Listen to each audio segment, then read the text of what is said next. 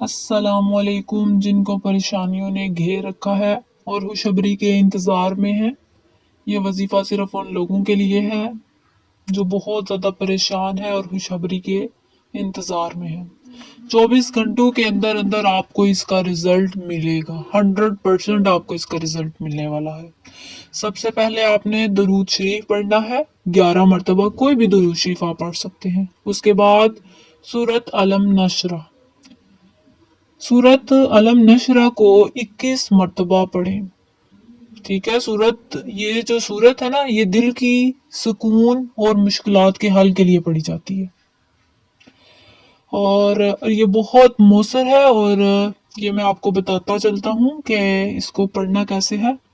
अलम नशरह लका सदरक व वदअना अन्का विज़रक अल्लज़ी अनक़ज़ ज़हरक व रफ़अना लका ज़िक्रक फ़इन्ना मअल उसरि युस्रा इन्ना मअल उसरि युस्रा फ़इज़ा फ़रग़त फ़ंसब व इला रब्बिका फ़रग़ब।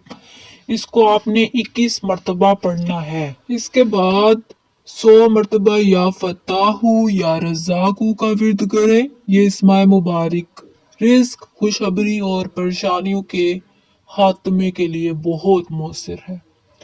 आखिर में अपने मकसद के लिए दिल से दुआ करें। अल्लाह ताला से आजिज़ी के साथ दुआ करें कि वो आपकी परेशानी ख़त्म करे और आपको खुशखबरी अता फरमाए। हदायत यही है कि ये अमल फज्र की नमाज के बाद या ईशा की नमाज के बाद करें या आप किसी भी वक्त कर सकते हैं।